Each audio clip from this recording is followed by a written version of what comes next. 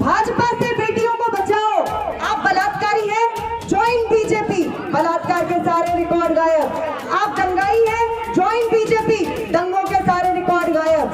सबसे ज्यादा शोर जो बीजेपी, आरएसएस, बजरंग दल और विश्व हिंदू परिषद जैसे दंगाइयों के गिरोह कर सकते हैं, वो राष्ट्रवाद और झूठी देशभक्ति का शोर है। भाई को भाई का दुश्मन हमारे आपके बच्चों के हाथ में त्रिशूल कृपाण थमाकर दंगाइयों की भीड़ में हमें शामिल करने की जो साजिश है, पकौड़े तलो ये रोजगार है, रेडी ये रोजगार है। क्यों? क्योंकि तुमने सारी सरकारी नौकरियों की भर्तियों पर फ्रीज लगा दिया है। इसी सरकार का आंकड़ा कहता है कि पिछले 9 सालों में 22 करोड़ आवेदन जो सरकारी नौकरियों में अलग अलग विभागों में जो आवेदन हुए, उसमें सिर्फ 7 लाख लोगों को रोजगार मिला है। सरकारी नौकरी की बात हो रही है। अभी 12 अप्रैल को केंद्र सरकार का एक ऑर्डर आया, वो भी रातों रात आया है। आंगनवाड़ी कर्मियों के लिए, उन्होंने पूरे देश के आंगनवाड़ी कर्मियों के लिए रातों रात रिटायरमेंट के रूल बदल दिए। 1 साल सबकी जॉब का खत्म। पहले 60 साल में रिटायरमेंट होता था, अब 59 इयर्स में रिटायरमेंट हो जाएगा। रातों रात ऑर्डर आए, 12 अप्रैल को ऑर्डर है और 30 अप्रैल से ये ऑर्डर लागू हो जाएगा। और हम आंगनवाड़ी में काम करने वाली औरतें तो अभी प्रॉपरली सरकारी जॉब भी नहीं कर रही है, वॉलंटियर है ये। और यही काम इन्होंने बीएसएनएल, एमटीएनएल, रेलवे और जितने भी सरकारी विभाग थे, रेलवे तो सबसे बड़ा सरकारी एम्प्लॉयर था, ये किया। तो इस तरीके से इन्होंने देश को ऐसे विकास के पथ पर ले जाकर विश्व गुरु बना दिया कि 32 करोड़ लोग जो इस देश में बेरोजगार हैं। इस सरकार ने बोला बहुत हुआ महिलाओं पे अत्याचार, अब की बार मोदी सरकार और बेटी बचाओ बेटी पढ़ाओ। बहुत सारी बहनों ने सोचा हाँ ये तो बात सही है, मोदी जी ने क्या हुआ, अपनी पत्नी के साथ जो किया सो किया, वो तो उनका जाती मसला था, लेकिन बीजेपी जो है वो हमारी हिफाजत कुछ करने वाली है, ये कुछ करेगी। ऐसी हिफाजत की मतलब कि हिफाजत को भी शर्म आ जाए, ऐसी हिफाजत की। बलात्कारियों के संरक्षण में और उनके सपोर्ट में तिरंगों को लेकर यात्राएं निकाली, उनके स्वागत में उनका माल्यार्पण हुआ।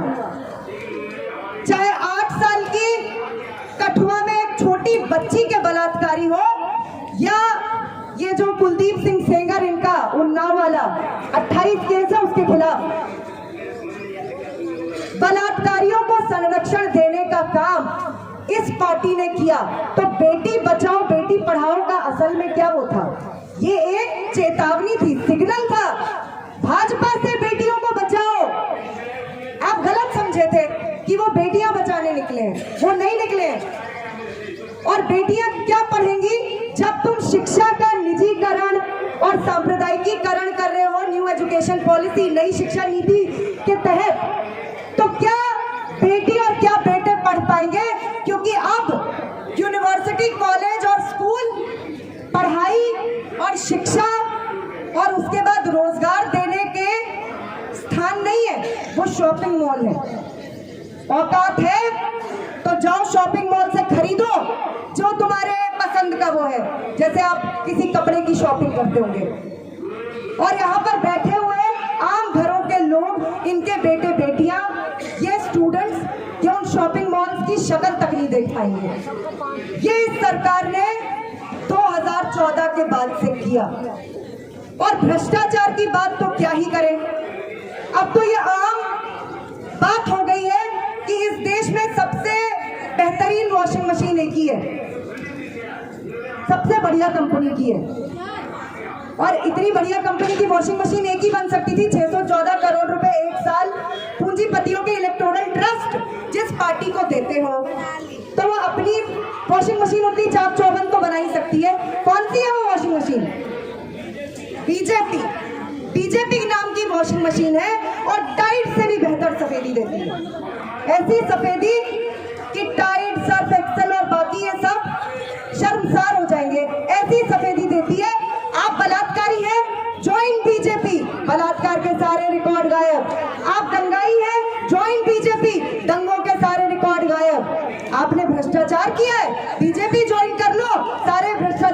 मामले खत्म।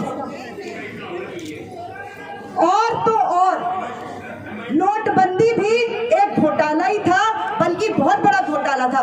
यादें लाइनों में लगे थे, इन्होंने कहा काला धन वापस आएगा, 90% सारे नोट वापस आ गए। 99%, 90% भी मैं गलत आंकड़ा बोल रही हूँ, 99%।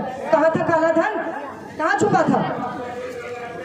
और उसके बाद अभी तो जो सबसे बड़ा घोटाला जिस पर कि मोदी सरकार चूक तक नहीं करी है, जो अडानी वाला घोटाला है, सारा का सारा विपक्ष बोल रहा है जॉइंट पार्लियामेंट्री कमेटी बनाओ, जांच करो, जांच भी नहीं करवा रहे, इसको भी राष्ट्रवाद का मसला बना रहे हैं। क्योंकि आज सबसे ज्यादा शोर जो बीजेपी, आरएसएस, बजरंग दल और विश्व हिंदू परिषद जैसे दंगाइयों के गिरोह कर सकते हैं, वो राष्ट्रवाद और झूठी देशभक्ति का शोर है।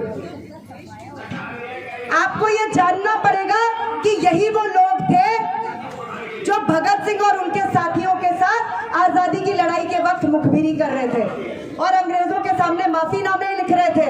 यही वो लोग थे जो भगत सिंह की शहादत को बेकार बता रहे थे। और यही वो लोग हैं जो अब आर्मी तक में, सेना तक में ठेके पे राष्ट्रवाद करवा रहे हैं, अग्निवीर योजना।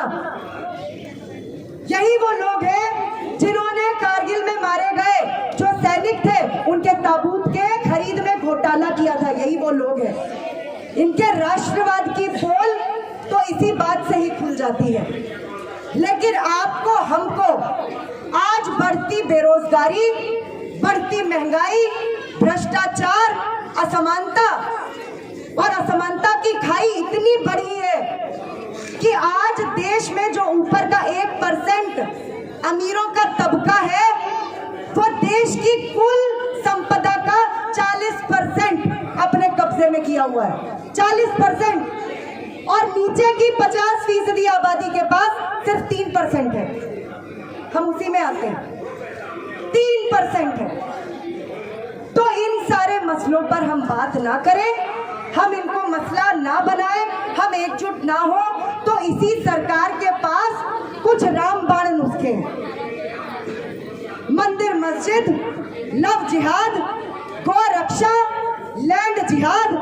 अब तो त्योहारों, जो त्योहार मेल मिलाप के, भाईचारे के जो दिन थे जब हम मिलते थे एक दूसरे से, अब वो त्योहार भी दंगों के उत्सव बनाए जा रहे हैं।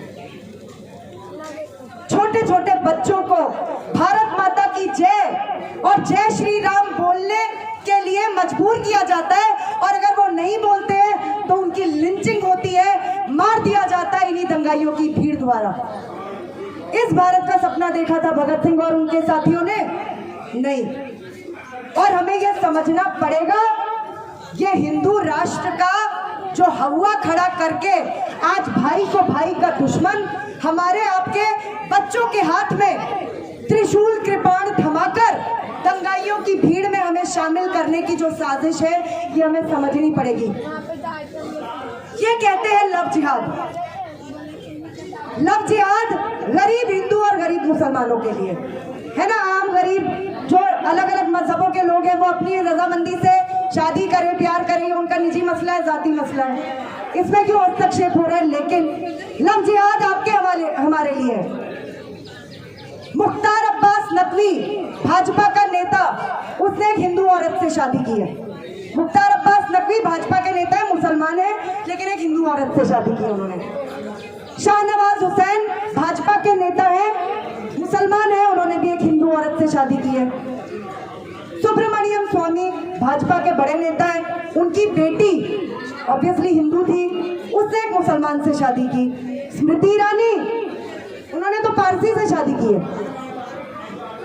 लव जिहाद ये नहीं होता है, लेकिन लव जिहाद जब गरीब लोग आपस में प्यार करें, आम मेहनत कश आबादी, निम्न मध्यम वर्गीय आबादी, अलग अलग धर्मों की आबादी जब आपस में प्यार करे, तो एक नकली मसला उछालकर लव जिहाद किया जाता है। खबरों में बने रहने के लिए फोरम 4 को सब्सक्राइब करें और नोटिफिकेशन पाने के लिए बेल आइकन दबाएं।